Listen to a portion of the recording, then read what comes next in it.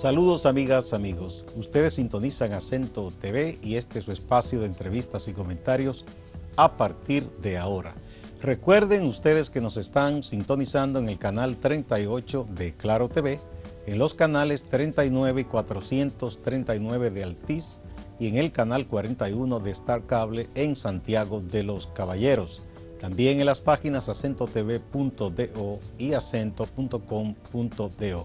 El tema de este día, a partir de ahora, el trabajo de la Dirección de Ética e Integridad de la Presidencia del Gobierno Dominicano. Y tenemos como invitado precisamente al director de Ética e Integridad, al profesor Lidio Cadet, con quien vamos a conversar en un momentito luego de que vayamos a esta pausa.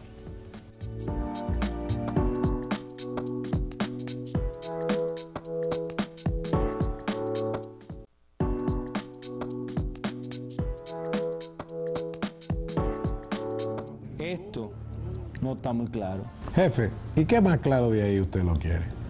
Solo falta la firma suya y mañana somos millonarios todos. Vamos a estar claros. O hacemos este negocio O lo aprovechan otros. a golpe de una firma. Jefe, piénselo bien. Ese negocio no está correcto. No lo voy a hacer. Esto no es ético. Pa, tú como que estás lejos. Perdóneme, pero estaba pensando que hoy tomé una de las mejores decisiones de mi vida. Eso, padre. Dirección General de Ética e Integridad Gubernamental.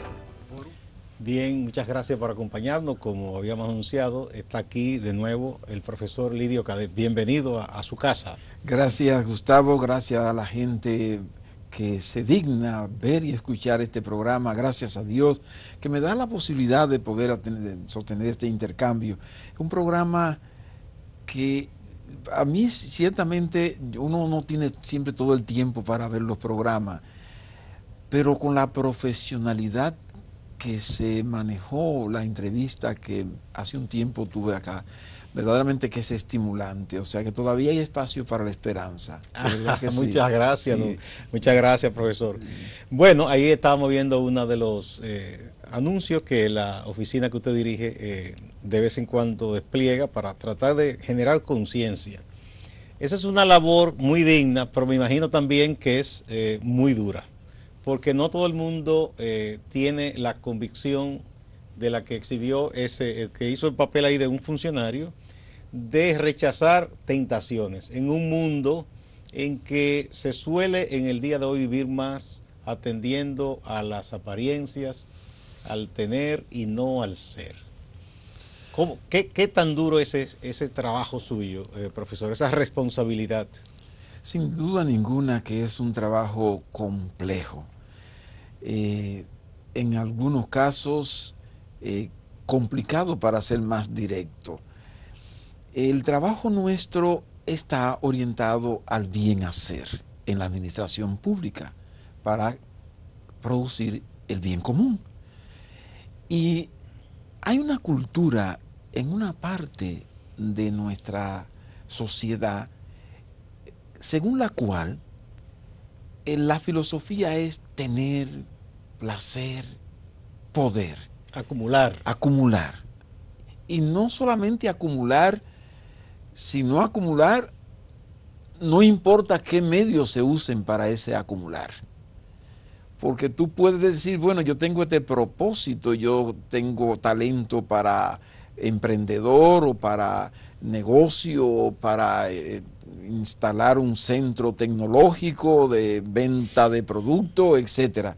Bueno, tú puedes hacer dinero a través de eso, lícitamente. Pero hay gente que no digiere la idea de que el mundo ha cambiado. El mundo ha cambiado tanto, Gustavo, que el tema de la corrupción antes no preocupaba, casi no preocupaba. Incluso las encuestas que se hacían, el tema de la corrupción era como relegado a un segundo, un tercer plano. Pero ya no. Y lo voy a repetir,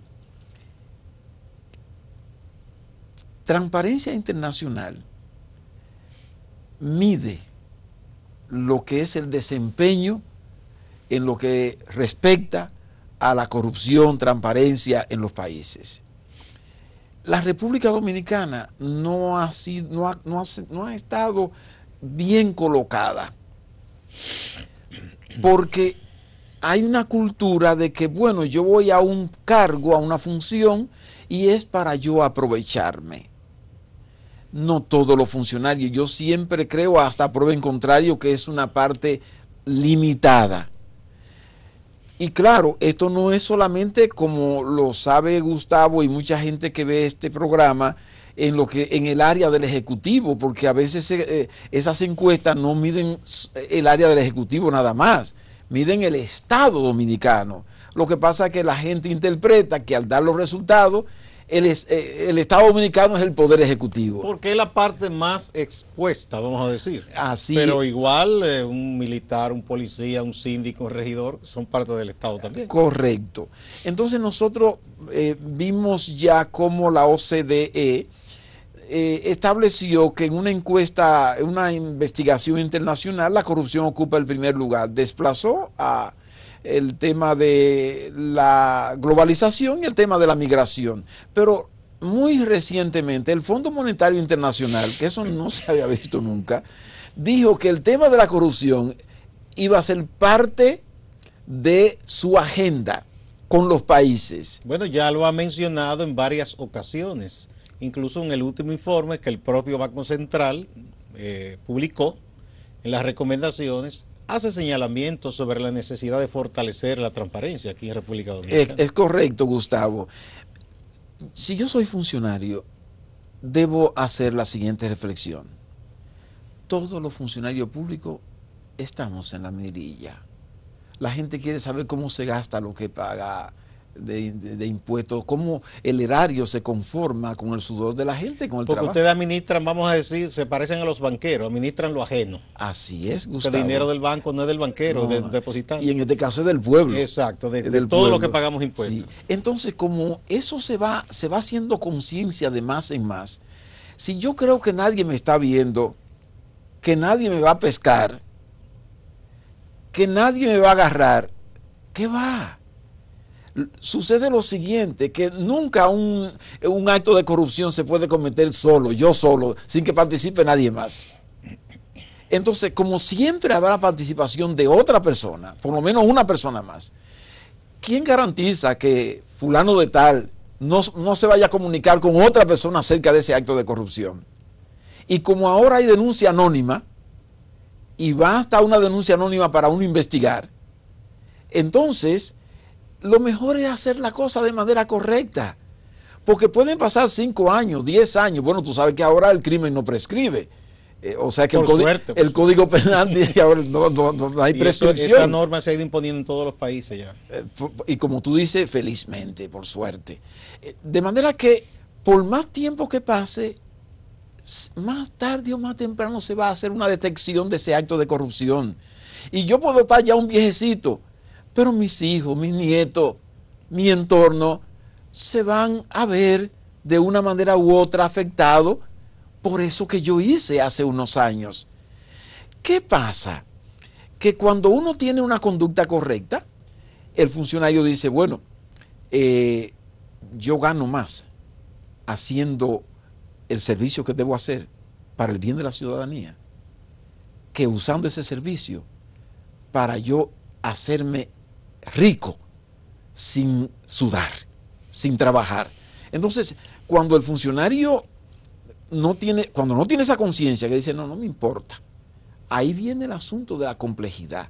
Porque, por ejemplo, yo, que estoy en la última etapa biológica de mi vida, que desde que ajusticiaron a Trujillo, como lo estoy escribiendo en mis notas autobiográficas, yo nunca más he descansado en la lucha social. ¿Usted está escribiendo su biografía? Sí. Qué bueno. Sí. Sí, bueno. Y entonces yo desde entonces hasta ahora, yo no recuerdo, Gustavo, que haya tenido tiempo como libre. Siempre en la trinchera. Entonces, en esta última etapa de mi vida, yo no voy a traicionar lo que he hecho en todo mi pretérito. Sería tirar por la borda su legado. Claro. Entonces estoy decidido a que todo lo que haya que hacer para que los funcionarios nos apoderemos de la idea de que los fondos públicos son sagrados y que deben ser manejados de manera pulcra, ética, íntegra y transparente, yo no voy a escatimar esfuerzo. Yo lo he dicho a mis compañeros funcionarios. Yo no quisiera tener que manejar un caso de uno de mis colegas. Ahora bien, profesor, usted tiene, yo digo, en esa labor titánica, 3 importantes retos. El primero es hacer que la mayoría, el colectivo de sus compañeros de gobierno y de partido interioricen esos valores, que eso no es tan fácil porque hemos hablado de eso, que si no se trae todo una formación a veces familiar y a veces se puede adquirir en la universidad o en otros sitios, en los partidos, pero sobre todo ese de los valores familiares. Esa es una. El otro es que quizás si hay alguien que no tiene esa fortaleza ética, pero hay unas normas y unos rigores en el Estado, que aún el más mañoso lo piense 2 veces. Sí. Eso es importante, que hayan esos rigores, esos controles. Y lo otro es ganar la confianza de una ciudadanía, de un pueblo, que en ese aspecto la ha perdido mucho. Cierto, y usted es testigo, y yo sé que le debe preocupar a usted, al presidente Medina y a todos, que hay un movimiento social cada día más empoderado, exigiendo castigo a la corrupción, cese de la impunidad, y incluso exigiendo a quienes tienen ya esos casos, los casos que se han descubierto en las manos, que sean más ágiles al Ministerio Público, a la justicia. Entonces, esos son 3 retos importantes. Sí. ¿Cómo abordarlos, esos retos? Sí, evidentemente que tú tocas con eso el fondo, Gustavo, a partir de ahora, porque justamente en ese ámbito es donde uno tiene que librar la gran batalla. Ya lo socializamos tú y yo en el programa anterior que hicimos a través de estos medios, que la familia es un elemento clave para que tengamos buenos políticos, buenos líderes sociales, religiosos, empresariales, comunicadores, porque ahí es donde nace lo que va a ser el ciudadano mañana, su conducta. Y tú sabes que ya a los 8 años incluso el cerebro está casi configurado. Sí. Y entonces uno va recibiendo desde que uno está en el vientre de su mamá la influencia del medio, de mamá, papá, etcétera. Y yo voy a repetir, porque hay gente que no vio el programa anterior, una frase de Freddy Gatón Arce, que es muy importante para mí. Él dice: árbol que crece torcido, su rama nunca endereza, porque se hace naturaleza el vicio con que ha crecido. Hay que comenzar tempranito a formar a nuestros críos. Tempranito. Mientras más temprano, mejor. Pero ya los que están formados y han llegado adultos a los cargos, ¿qué hacemos con eso? Sí, exacto. Esa otra parte. Tú hablabas de los controles. El rigor, el control. Estamos afinando la puntería. A mí me produce mucha esperanza el hecho de las normativas que se han ido aprobando en los últimos 3, 4 años. Recordando, antes, para tú como funcionario hacer una contratación de una obra, tú no te fijabas en el presupuesto, si había dinero para esa obra. Y entonces a ti se te ocurría que esa obra había que hacerla. Y entonces la contrataba, pero tú no tenías el presupuesto necesario para ello. Y el contratista pasaba a la de Caín, pues cuando llegaba la cubicación y tú tenías una parte ya hecha y que había que hacer un pago, decían no hay dinero. Y daba 1000 viajes. Y muchas veces se prestaba para asuntos turbios, porque decía, bueno, tú sabes, no hay, yo tendría que gestionar como funcionario tal, y tú sabes que eso implica cantearse. Entonces, de esa forma, el funcionario buscaba el dinero, una parte se la quedaba consigo, y otra parte entonces se la daba al contratista. Bueno, durante muchos años, eso fue una vía de obtener dinero de la corrupción sin que se notara, era la gestión de cobro. De hecho, muchos funcionarios llevaban nuevo un cargo y averiguaban a quién se le debía. y mandaban a una tercera persona a decir, mira fulano, se te deben 10 millones, pero bueno, tú agarras 6 y va en coche porque eso se está envejeciendo ahí. Y lo hacían expresamente, Gustavo. Sí, sí, sí. Yo he hablado de actitud de gangsteriles, de mafia. Las deudas no se pagan, las deudas viejas no se pagan y las nuevas se dejan envejecer, decían. Por eso, porque hacían negocio de esa Sí, manera. sí. Pues la normativa del decreto 1517 del año pasado dice, usted no puede contratar una obra si los recursos no están en el presupuesto. De tal manera que cuando el contratista firme el contrato, ya está asegurado en su pago. Bueno, ahí con ese se disminuye al mínimo esa posibilidad de tráfico de influencia y de extorsión, porque es una extorsión contratista, bien. Sí. Ahora bien, la parte de compra y contrataciones tiene unos aspectos flojos. Sí. Tengo entendido que esa norma, esa ley se está por reformar. Sí, y es bueno que la aireemos una y otra vez. Es algo que a mí me produce satisfacción en lo que respecta a la conducta del presidente, porque la ley 340-06 no se aplicaba, Gustavo. Fue en el 12, cuando él llegó, que comenzó a aplicarse. Pero tú sabes, igual o mejor que yo, porque tú has cultivado un conjunto de áreas, que una cultura no se cambia de un día para otro. Entonces, esa ley se comenzó a aplicar. Y yo tengo la seguridad de que nos hemos ahorrado, a pesar de que todavía hay gavillero. Y tú decías, tienen 1000 formas de evadir. Pero yo pienso que nos hemos ahorrado decenas de miles de millones cuando contratamos concorde con la ley. Porque hay unos gatos que la pueden evadir, pero en general hay otros que tienen que ajustarse. Bueno, hay un caso fresco que causó estupor en mucha gente, que a partir del caso de la ONSA y la auditoría que hizo la Cámara de Cuentas, y después la directora de compra y contratación aclaró y dijo que eso no debía hacerse, que es valerse de la parte que habla de la situación de emergencia. Porque se valen de todo. Entonces, en una situación de emergencia, caramba, que duró 5 años casi. Sí, eso es increíble. No, porque...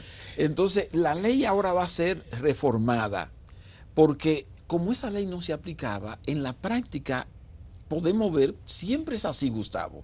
Tú aplicas por primera vez en un país como el nuestro, que está en un proceso institucional, la aplica y en la práctica tú vas viendo sus fortalezas y sus debilidades. ¿Por dónde puede haber una filtración? Eso es. Y entonces la reforma que va a tener esa ley, que va a ser aireada públicamente, tendrá vista pública, va a ayudar muchísimo. Y ustedes podrán ayudar muchísimo, Gustavo, porque cualquier debilidad que pueda haber, la podremos superar ahora.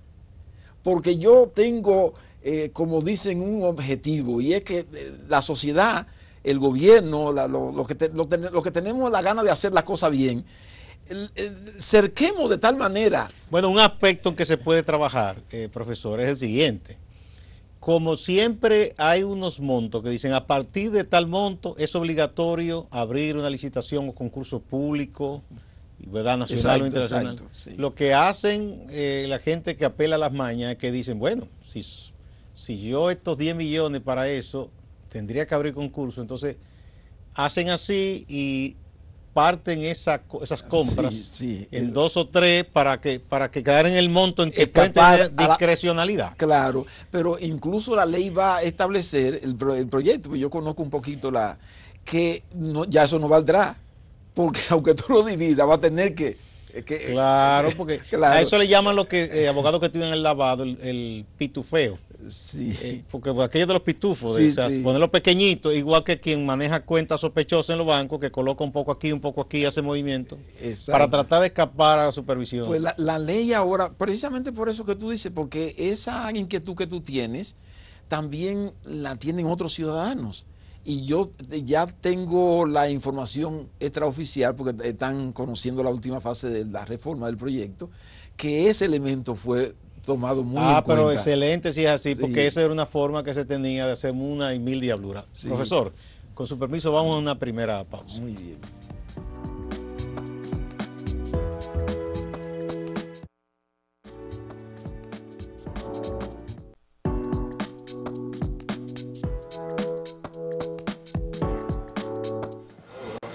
Sus compañeros le plantean una idea al joven, le dicen lo importante que es su participación y los grandes beneficios que tendrían.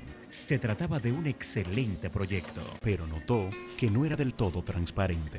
Decidió entonces buscar orientación. Necesito que me orienten en algo. Con el objetivo de fortalecer la democracia y la transparencia en el Estado Dominicano, han sido creadas las comisiones de ética pública, entes vigilantes del cumplimiento ético y de las gestiones de calidad en todas las instituciones públicas, para prevenir y superar posibles deficiencias y debilidades. Eso es bien hacer, ni más ni menos. Ok, señores, si vamos a hacer este proyecto, hagámoslo correctamente. Comisiones de Ética Pública, bajo la Dirección General de Ética e Integridad Gubernamental, por una república. Muchas gracias por continuar a partir de ahora. Estábamos viendo ahí otro de los anuncios que habla de el buen hacer, la buena práctica. Entonces, hablábamos de esos resquicios que a veces hay en las leyes y cómo mejorarlo. Usted me decía que quería abonar algo más. Sí, efectivamente, porque en la última reunión de Palacio que tuvo lugar el 5 de abril de este año, tuvimos un gran encuentro que ha sido incluso una luz importante para ir viendo por dónde podemos reforzar lo que tiene que ver con la transparencia. Ya estamos en la fase de socialización con las instituciones. Ahora vamos a tener varios talleres para ayudar a los funcionarios y a los funcionarios altos y medios a entender y aplicar las nuevas reglas del juego, porque hay unos indicadores que serán cada día más fuertes. Introdujimos ahora el de presupuesto y compras y contrataciones, pero vendrá lo de Contraloría General de la República, NOVASI, la nueva toda esa normativa de control interno. Entonces eso va a ser reforzado, y también eso implica que el funcionario tenga que dedicarse más a fondo para ver hacia adentro. Porque a veces el funcionario, Gustavo, no es que está haciendo la cosa de manera incorrecta, es que tal vez no se da cuenta que tiene que ser más supervisor y fiscalizador, porque a veces los robos no lo hacen las máximas autoridades. Nosotros tenemos casos que hemos estado investigando. No, porque incluso una de las cosas que se han estudiado, y en eso usted mencionó a transparencia, que el capítulo dominicano es participación ciudadana, hace unos años hizo un informe interesante de cómo la corrupción también se expresa en pequeños casos, pero que sumado hacen una gran corrupción también. Exacto. Es decir, no es simplemente el robo millonario. Aquel que, por ejemplo, sustrae materiales de una oficina pública, piensa que no está haciendo nada, llevándose tinta, lápiz, papel, pero está robando también. Y ya te pongo un ejemplo. O combustible, por ejemplo. Te pongo un ejemplo, el caso de Desur.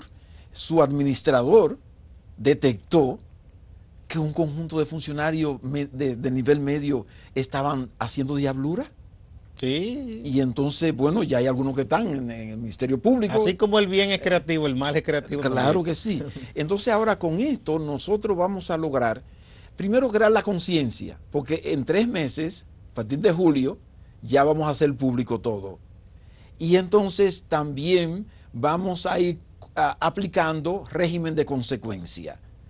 De manera que el presidente en esa reunión de Palacio dijo, bueno, siempre esas evaluaciones de metas presidenciales y transparencia la socializábamos nosotros para ayudarnos. Pero dijo, bueno, ya ha llegado el momento en que tenemos que publicarla. Entonces, a partir de julio, cuando hagamos el próximo encuentro. De julio de este julio, año. Exacto. Estamos trabajando para que se haga la publicación de cómo se ha manejado en transparencia tal o cual institución. Nosotros tenemos Pero eso no es, profesor, lo que ahora yo veo que de manera particular algunas entidades públicas dicen, la oficina nuestra obtuvo tal puntuación en transparencia. No. Es otra cosa. No, precisamente porque nosotros queríamos superar eso. Eso es concorde con la ley 200-04. De oro esa pregunta, Gustavo. Pues Dios te iluminó, porque eso me permite explicar. Bien, vamos de oro. Nosotros como dirección de ética tenemos la responsabilidad de monitorear la transparencia en las instituciones concorde con la ley 200-04. según esa ley, el funcionario debe colocar en el portal que tiene en cada institución las informaciones que esa ley requiere. Cuando yo llegué, eso no se hacía, poco se hacía, casi todas estaban en rojo. Entonces avanzamos muchísimo, pero en una reunión en Palacio también el presidente dijo, bueno, ahora tenemos que avanzar más. Eso no basta. Puede que la gente ponga la información en el portal, pero esté haciendo bellaquería. Entonces, es decir, ustedes tendrán más rigor en confirmar eso que está ahí. No, y que vamos a la calidad ahora. La calidad. A la calidad de la información. Y además vamos a poner nuevos indicadores. Ahora, compras y contrataciones con muchísimo detalle. Por ejemplo, en los portales uno suele ver, donde dice transparencia, está la nómina. Exacto. Quiénes están ahí, presupuesto, que cobran que presupuesto. Exacto. ¿Qué más se le va a agregar? No, ahora, por ejemplo, una de las cosas que se va a agregar es, por ejemplo, el presupuesto. De esa entidad. De esa entidad. Y los detalles, compras y contrataciones, tal compra, todos los detalles. ¿A quién se le compró? Exacto. ¿Qué se le pagó? Todo eso. Y nosotros llegaremos más lejos. Todavía no están las condiciones preparadas. Pero más adelante, de esa obra incluso, es una idea que yo he tenido, he estado aireando en mi mente y en mi corazón, que esa obra que se contrató y se ejecutó, ¿cómo nosotros nos metemos en la auditoría de esa obra? Si es una carretera, por ejemplo, 5 pulgadas, si las 5 pulgadas de asfalto están. Entonces, eso, claro, un paso, antes tenemos que dar que estamos dando. Sí. O sea. Bueno, ahí ya yo viendo a futuro, imagino, entonces ustedes tendrán una labor en coordinación con otras instancias del Estado. Porque si, por ejemplo, el caso que usted me pone en una carretera, tendrán que tener la colaboración del Ministerio de Obras Públicas, en donde hay especialistas en esa materia. Claro, y así también en cualquier edificación, en que compramos, por ejemplo, comida para los estudiantes, el desayuno escolar y todo eso. Vamos a ver si eso está llegando exactamente así. Y si eso contiene los nutrientes que dicen los especialistas que debe contener un almuerzo para un estudiante. Exacto. Nosotros, entonces, ahora yo estoy optimista, Gustavo, porque con ese nuevo monitoreo que va a comenzar en 3 meses, entonces nosotros lograremos, incluso vamos a cuidar a los funcionarios, porque como te digo, los ladrones a veces están debajo de ellos, y entonces van a ser manchados. Las comisiones de ética pública están preparándose muy bien, estamos avanzando gracias a Dios. Entonces, si el funcionario está enamorado del bien hacer, como este de DESUR, que dijo, no, esto no puede, eso está raro. Esto está raro. Entonces, vamos a crear una sinergia.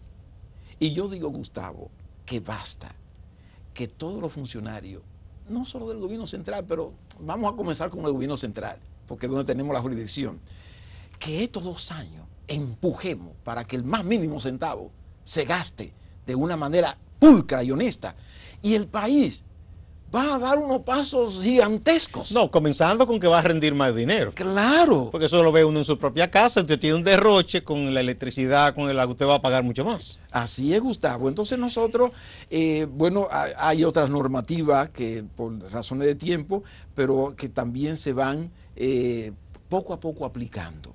Es decir, vamos a ir aplicando. Yo digo que de golpe, yo sé que no la vamos a poder aplicar todo de golpe, pero comenzamos.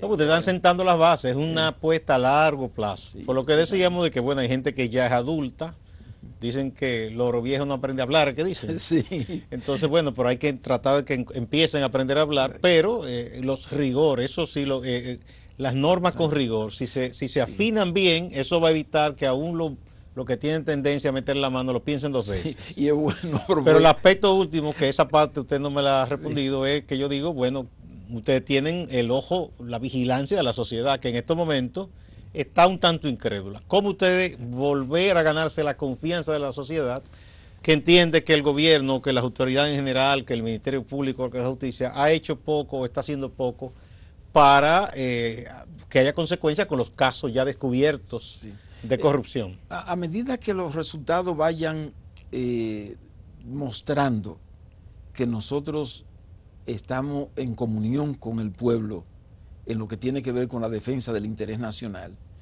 y las medidas que estamos tomando, yo sé que hay algunos ladrones. Yo no te puedo decir fulano, mengano, pero por estadística. Entonces, esa gente puede ser que tú no puedas capturarlo de una vez, pero las reglamentaciones que estamos creando y estamos empoderando a las comisiones de ética, porque ella tiene facultad para hurgarlo todo. Y como las estamos preparando, y algunos casos ya están, de algunas comisiones de ética, que están diciendo, no, esto no, señor, esto no.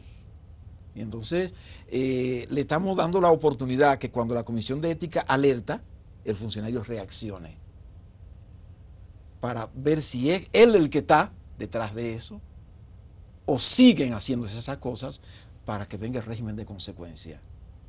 Porque tú decías, si no ha aprendido a hablar el lenguaje de la decencia y el decoro y la honestidad, que se busque un buen maestro de lenguaje y que aprenda. Dice que el loro viejo no aprende a hablar, pero que entonces se busque un maestro especial. Ese pequeño grupo que siempre está, ¿por qué no va a evitar sufrimiento a todos? O sea, ¿por qué tiene uno que producir sufrimiento a su familia, a uno mismo? Porque, Gustavo, tú que conoces de interioridad, tú sabes que el salteador, el gángster, no tiene paz interior. Si va a un psiquiatra, te das cuenta que los nervios están de punta siempre. No, tiene sobresalto. Entonces, eso va a dañar a su familia, a su pareja, a su hijo, a él, su salud. Porque más temprano eso revienta con un problema de salud también. Bueno, puede ser también. O sea que, de manera que... Aunque también usted conoce bien las escrituras más que yo, que dicen que hay gente en un momento que tiene cauterizada la conciencia, ya tiene como un callo que ya no le... Sí. Aparentemente no le hace ningún efecto. Pero cuando se animaliza a esa persona, entonces funcionan otros métodos. Si tú te has animalizado de tal manera que ya los valores no cuentan, pues cuando los valores no cuentan, tú te animalizas, te haces un animal. Tiene que enfrentar las consecuencias. Y este programa puede ser una ocasión, si una persona de esa está en esta tesitura, puede decir que Gustavo y Lidio, y Dios a través de ellos dos, me está dando una oportunidad para yo ver y pensar, lo que pensaba realizar mañana, me conviene a mí, en realidad, conviene a mi familia, conviene a mi presente y a mi futuro, a mi paz interior, que no la compro con dinero. Y lo único, Gustavo, que vale la pena es luchar por la paz interior. Cuando usted siente que está, caramba, mira, lo estoy haciendo bien. La satisfacción del deber cumplido. Del deber cumplido. Bueno, ustedes celebraron recientemente, que ya lo han hecho un par de veces, ¿no? La Semana de la Ética. En esta ocasión, ¿cuáles fueron los temas en torno a los cuales se llevó a cabo esta actividad? Sí, este año tuvo una característica especial. En vez de una semana, pasamos un mes. Ah, pero bien. Llevando a cabo actividades con estudiantes, presentaciones de teatro, e incluso hasta en el metro tuvimos fue una jornada de un mes. De un mes, así es. Y entonces tuvimos actividades centrales. Una fue una conferencia que yo dicté en el auditorio del Banco Central, fundamentalmente con las comisiones de ética, algunas personas que también era conveniente que estuvieran, y en esa dimos la orientación del momento, es decir, trazamos, como dicen, la ruta para las comisiones de ética. También tuvimos en el Panteón de la Patria, que siempre hacemos un homenaje especial a Ulises Francisco Espaillá, y ahí pues nada, hablamos con Ulises, porque para mí la gente que ama no muere nunca. Entonces diciendo, bueno, que tú eres un modelo, Ulises, de buen administrador, pulcro administrador. Decía Eugenio María de Hostos que no había habido ningún dominicano que hubiera sido tan digno de ocupar la primera magistratura como Ulises Francisco Espaillá. Bueno, dicen que él inclusive hasta, vamos a decir, casi se arruina, porque de su bolsillo aportó. En lugar de llevarse. Así es. Y bueno, tenemos un padre fundador, Juan Pablo Duarte, que fue un ejemplo. Un ejemplo. Que rindió cuenta de 1,000 pesos, que era mucho dinero en ese tiempo, se le entregó para unas comisiones y todo lo detalló. Así es, y devolvió la mayor parte. Hasta la vianda que compró para alimentar a los soldados, todo. Rindió cuenta y devolvió. Y además eso es lo que hace que uno se inmortalice. Porque el amor inmortaliza, el amor no muere. Entonces, y además te recuerdan gratamente, y cuando recordamos, Gustavo, amable televidente, de una manera grata a alguien, eso nos ayuda a ser mejores ciudadanos. El país se beneficia, porque esa energía, esa vibración, ese ejemplo no muere. Y eso nos potencia para ser una gran nación. De ahí que sea tan importante que yo dé buen ejemplo, que yo ame a mis prójimos sirviendo de manera decorosa. O sea, eso ayuda como quiera. Sí, profesor, hablando de las comisiones de ética que están en todas las instancias del Estado, ¿qué tanto los incumbentes, los funcionarios superiores, ustedes han llevado la cosa de tal manera que ahora ellos no pueden influir en la elección? Así es. Pero ¿qué tanto les dejan trabajar a esas comisiones para que tengan la libertad y la fortaleza de decir, yo quiero ver esos libros, yo quiero revisar cómo andan las compras, cómo anda el almacén? Y así, eso está bien interesante, Gustavo, es un aporte, porque ellas se van a hacer cada día más inquisitivas, van a requerir cada día más. Hay una cantidad de casos que han recibido auspiciosamente el respaldo de las máximas autoridades. Hay otros casos en que hemos encontrado un poco de renuencia y estamos tratando de vencer esa renuencia, porque hay que dar la oportunidad, ¿verdad? Si me le ponen objeción al trabajo de la Comisión de Ética, ellos lo reportan, por supuesto, a nosotros. ¿Tienen una comunicación directa con ustedes? Sí, porque el decreto esto lo establece, ya no tienen que pasar por la máxima autoridad. Y eso las máximas autoridades deben tenerlo siempre presente, que las comisiones de ética se comunican con nosotros, y cuando se comunican con nosotros, nosotros les prestamos atención, porque para la dirección de ética, las comisiones de ética son el alma de la institución y el corazón del pueblo en la administración pública. Y yo he dicho, ese decreto se cumplirá llueva, truene o ventee. Yo no quiero que haya un solo caso, Gustavo, que vengan a denunciar a los medios de comunicación de los cuales ustedes son parte, que me diga Lidio Cadet no atendió a este requerimiento, porque tan pronto haya un solo caso que yo no asuma mi responsabilidad, debe estar la renuncia puesta. Entonces, yo lo que quiero es que nos unamos todos, que aunemos esfuerzo para el bien del país.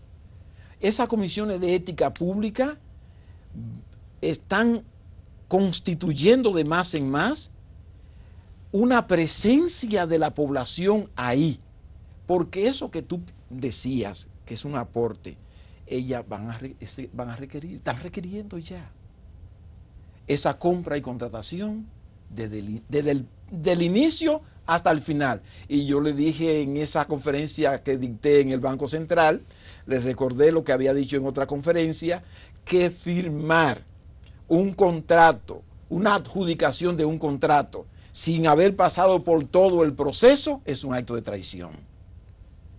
Como ahora el responsable de acceso a la información es miembro de la Comisión de Ética Pública y es miembro del Comité de Compra, él o ella tiene que airear en la Comisión de Ética todo ese proceso para que la Comisión de Ética le dé seguimiento y nos den a nosotros la información en el plan de trabajo. Porque si hay una obra bien contratado y esa Comisión de Ética Pública no dio el seguimiento riguroso a ese proceso, tendrá que dar cuenta. Porque ellas tienen, es verdad, inmunidad. No pueden cancelar. Son inamovibles. Son inamovibles. Bien, vamos a poner un puntito ahí, profesor, para que vayamos a otra pausa. Cuando retornemos, vamos a hablar de esas comisiones en dos instancias muy especiales. Y también quiero que pasemos a hablar un poco de política. Claro. De su partido, del PLD. Vamos a la pausa.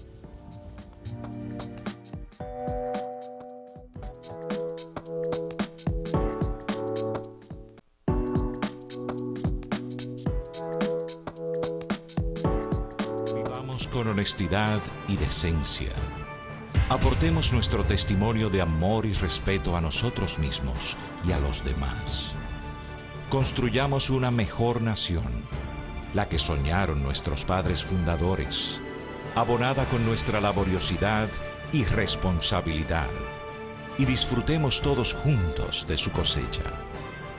Un porvenir transparente, pacífico y armónico, en el que nuestros niños crezcan con valores y principios, en el que se aprecie lo que somos y no lo que tenemos. Un país en el que la dignidad siga siendo el valor más preciado para el hombre y la mujer. Dirección General de Ética e Integridad Gubernamental por una República Dominicana transparente. Gracias por continuar. A partir de ahora estamos conversando con el profesor Lidio Cadet, director de Ética e Integridad Gubernamental. Mire qué coincidencia, esa promoción que pusimos aparece en unos jóvenes cadetes, policías y militares, y precisamente yo quería preguntarle cómo están operando, si ya lo están haciendo, las comisiones de ética dentro del Ministerio de Defensa y dentro de la policía, que son instancias también importantes y que hay gente decente, pero aparece igual que entre los civiles, gente que quiere hacer cosas mal hechas. Sí, es un paso importante que se ha dado, de que las comisiones de ética, con esta modalidad de que, claro, tú sabes que ellos tienen una ley que no es común para todas las demás instituciones, y nosotros hicimos una reglamentación adecuada a esa realidad de la... A las leyes orgánicas de esas dos instancias. Exacto. Pero están funcionando, incluso hemos sentido entusiasmo cuando van los militares a las asambleas, y manifestaciones de mucha alegría por estar transitando ese camino. Siempre habrá gente, como tú sabes, y hasta ahora no tenemos reportado de esas instituciones, por ejemplo, un acto de corrupción, no lo tenemos reportado. Nosotros estamos investigando casos de otras instituciones, pero de esas instituciones hasta ahora no lo hemos tenido. Puede ser que mañana alguien cometa un error, una violación a la ley, pero eso es un paso importante para la República, porque antes uno no podía imaginar que hubiera una comisión de ética que dependía de una institución diferente, en este caso al Ministerio de Defensa o a la jefatura de la policía, Dirección General de la Policía. Eso no se puede imaginar antes, pero estamos dando pasos. Eso está... hasta ahora va bien, va bien. Ah, bien, excelente. Bueno, vamos a hablar un poco de política. Yo no puedo dejar que usted venga aquí sin que hablemos de política. Claro. Bueno, ¿cómo usted ve las cosas ahora? El proyecto que ha sido el motivo de contradicciones, de muchas polémicas, de ley de partidos, ya fue aprobado en una instancia en el Senado de la República, está en la Cámara de Diputados. Y parece que el motivo de controversia es si las primarias son abiertas o cerradas. ¿Cómo usted ve la posibilidad de que se pueda llegar a un acuerdo en el PLD, que es el partido mayoritario? En este caso no es tan mayoritario en la Cámara como en el Senado, pero tiene la mayoría. Así es. Bueno, yo estoy de acuerdo con la sugerencia que hizo el presidente del Senado, que haya una comisión, porque eso también nos dará tiempo para ver qué salida buscamos que satisfaga a todos los sectores, a la sociedad dominicana, porque... Pero eso es muy optimista, profesor. Sí. Siempre habrá alguien que no le guste algo. Sí, es verdad, Gustavo, pero hacer el esfuerzo para que haya el mayor consenso posible, porque una ley como esa de tanta importancia no debe hacerse pensando en un partido, sino que ahí la oposición, y no solamente la oposición, sino la ciudadanía, porque tú ves que los ciudadanos opinan más, hoy mucho más que antes, y aunque no sean militantes de un partido, ellos emiten sus opiniones y están interesados. Y tienen derecho. Y tienen derecho. Entonces, esa normativa debe ser para que el país tenga una regulación en el orden electoral y en los partidos políticos tal que sea un lastre del pasado el mercantilismo, porque tenemos que darle una puñalada mortal al mercantilismo, porque tú ves que el clientelismo es un problema serio.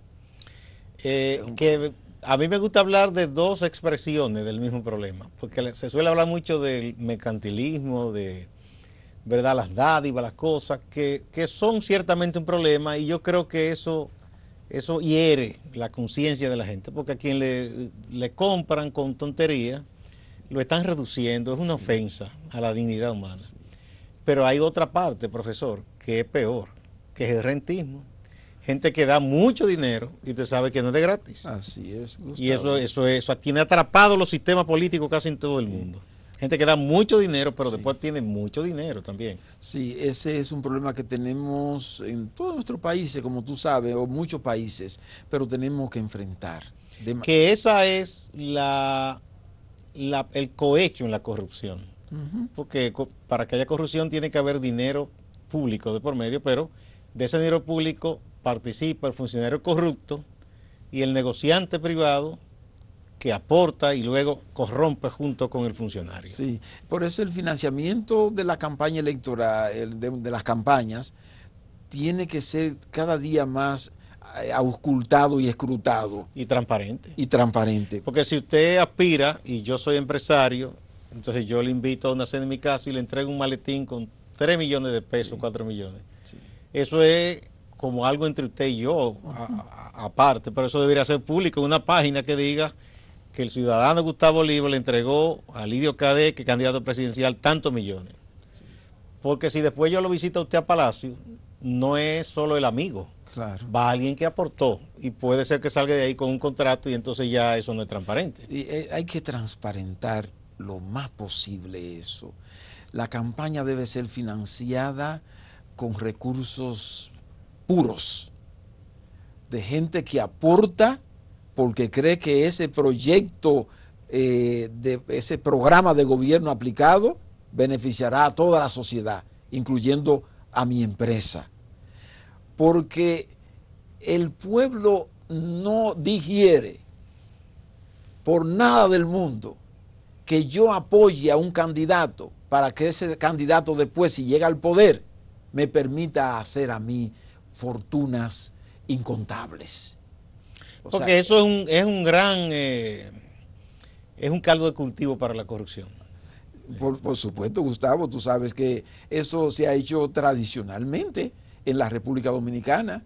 Yo apoyo a este candidato, a este partido, para después conseguir lo mío. Sí. No, señor. No, señor, hay que acabar con eso. Es cuestión de apoyar. Y en cuanto al costo de las campañas, porque ese es otro elemento también. Si yo aspiro a regidor y tengo que invertir 10 millones en una campaña inclusive interna, eso es sospechoso, ¿es? Sí. Porque ¿cuánto gana un regidor? No, eso o un diputado. Claro, claro. No, una de las cosas, hay gente que ha criticado las primarias abiertas y simultáneas con el padrón de la Junta. Yo veo un aspecto positivo por lo que te voy a propósito de eso, Gustavo. Si la campaña electoral que yo voy a hacer como regidor o como diputado, etcétera, primero, para que el partido me proponga, hay un proceso. Entonces, para que yo pueda ser candidato, tengo que someterme al escrutinio, y como es al mismo tiempo, con el mismo padrón de la Junta, entonces no hay posibilidad. Si yo, Lidio Cadet, voto por Gustavo, ya no puedo votar por otro. No, porque todos están al mismo tiempo. Todos están al mismo tiempo. Entonces, ese es un medio para acabar con esa vagabundería. Porque tú sabes lo que es invertir millones para un cargo que tú sabes que sumado los salarios no va a dar. No va a dar. Y eso es raro, es extraño. Pero claro que lo es, Gustavo. Y nosotros tenemos que potenciar eso. Incluso se matan. Porque si yo sé que con esta candidatura yo voy a conseguir lo que yo estoy buscando. Llenarme de mucho dinero al bolsillo. Una cuenta voluminosa. Entonces son capaces de cualquier cosa. Bueno, ya hemos visto muertes claro, y de todo. Y lo hemos visto en nuestro partido y en otro que partido. Eso era impensable en el PLD unos años atrás. Así es, Gustavo. Entonces nosotros tenemos una oportunidad de oro. Aprovechar la aprobación de la ley de partido y la ley electoral para cerrar la puerta a esa posibilidad. De tal manera que si yo quiero ser candidato, primero tengo que potenciarme en la comunidad. Mi comunidad va a decir... ¿Y usted cree que se va a aprobar la ley, profesor? Porque hay como una posibilidad que muchos dicen, bueno, esto es, la gente tiene como pérdida de fe, dice, eso es deliberado, los partidos y los políticos se van a poner de acuerdo para que eso se quede engavetado. Mira, si los partidos políticos no transparentamos nuestras actuaciones, nos la vamos a ver con la sociedad dominicana. Estamos obligados, ineluctablemente obligados, a transparentar nuestras campañas, nuestras acciones, porque si yo tengo la vocación de político, si yo he decidido ejercer el oficio de político, tiene que ser para servir a la población, porque si no es para servir a la población, no sirve para nada ese ejercicio.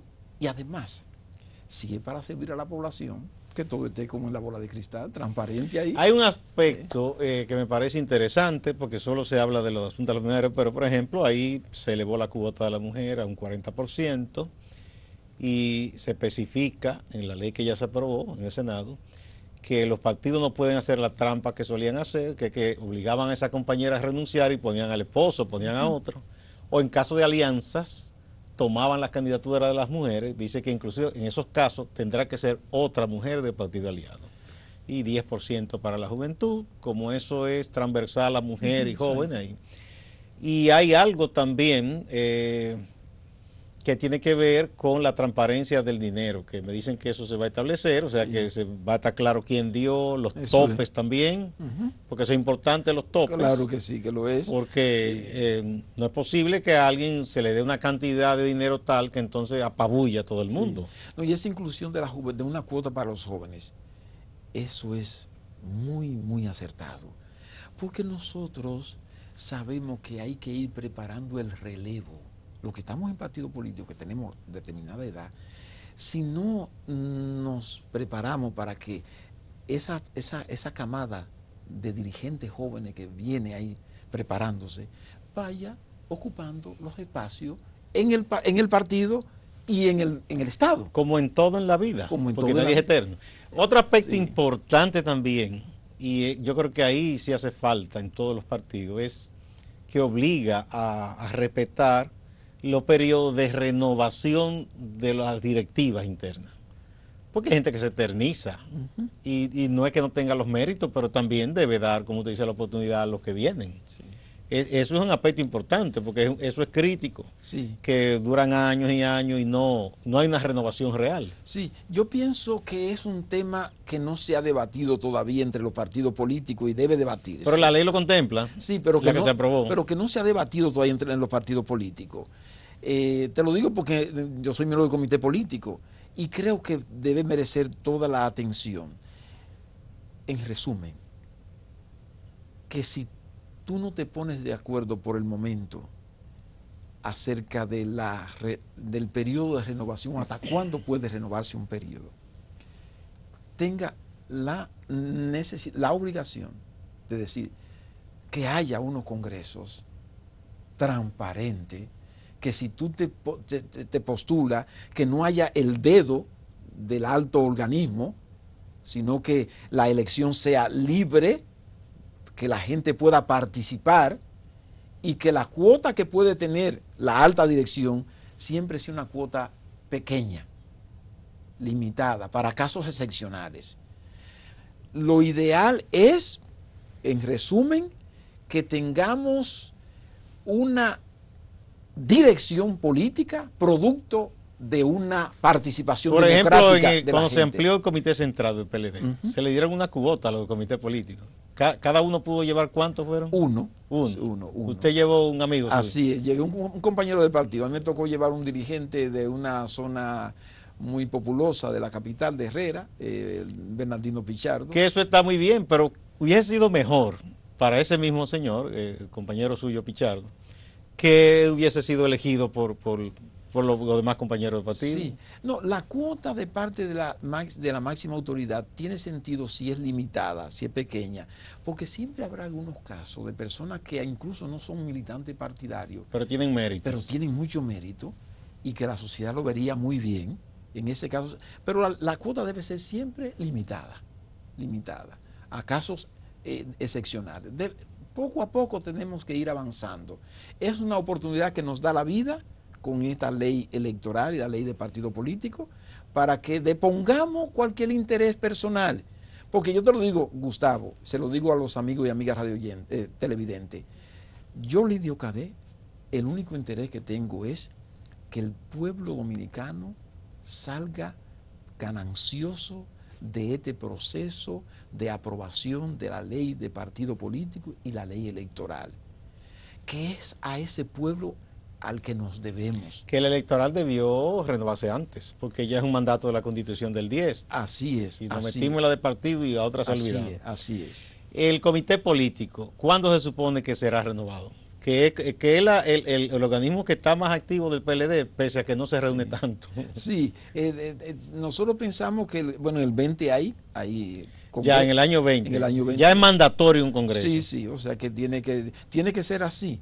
Tiene que ser así. Nosotros debemos en el año 2000, en el próximo congreso, tiene que tomarse en cuenta que el nosotros mantenernos, aunque sea con un plebiscito, porque fue con un plebiscito que se hizo, pero yo creo que aquí el plebiscito no debe ser para el próximo comité político. No.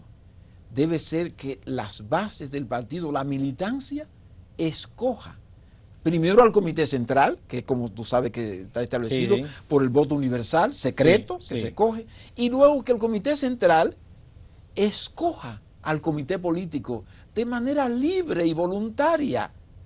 Si ya ahí terminó el periodo que le corresponde a Lidio Cadet, pues ahí terminó.